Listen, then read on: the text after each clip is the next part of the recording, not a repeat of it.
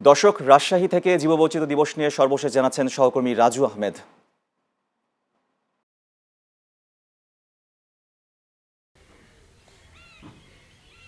রাফায়েত, আমরা এই মুহূর্তে অবস্থান করছি পদ্মা নদীর পাড়ে। আজকে বিশ্ব জীববৈচিত্র্য দিবস।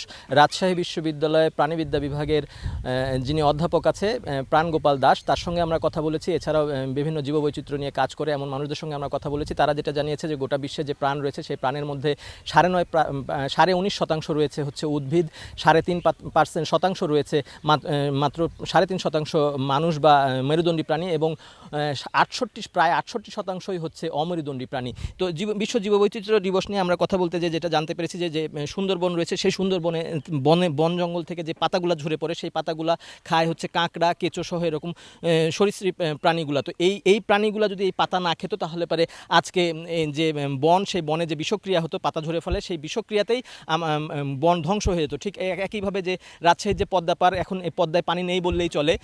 এর মূল কারণ হচ্ছে মানবসৃষ্ট সেই ফারাক্কাবাদ যে দেওয়া হয়েছে, সেই ফারাক্কাবাদ দেওয়ার ফলে আজকে পদ্মা নদীতে পানি নেই। এই পদ্মা নদীতে পানি না থাকার ফলে বিভিন্ন জলজ প্রাণী, বিভিন্ন মাছ দেখা যাচ্ছে না। ঠিক একইভাবে আমরা যদি রাজশাহী শহরের দিকে তাকাই, এখানে অপরিকল্পিতভাবে নগরায়ন হচ্ছে। নগরায়নের চাপে বিভিন্ন প্রাণী হারিয়ে যাচ্ছে। তার ভিতরে সবার চোখের সামনে যেটা বড় আকারে দেখা যাচ্ছে সেটা হলো কাক। আমরা এখন কাককে দেখতেই পাই না বলতে গেলে চলে। এই কাক কিন্তু পরিবেশ রক্ষায়, পরিবেশ পরিচ্ছন্ন করায় বেশ ভূমিকা রেখে থাকে। তো বিশ্ব জীববৈচিত্র্য দিবসের প্রসঙ্গ নিয়ে এই ছিল আমার কাছে সর্বশেষ।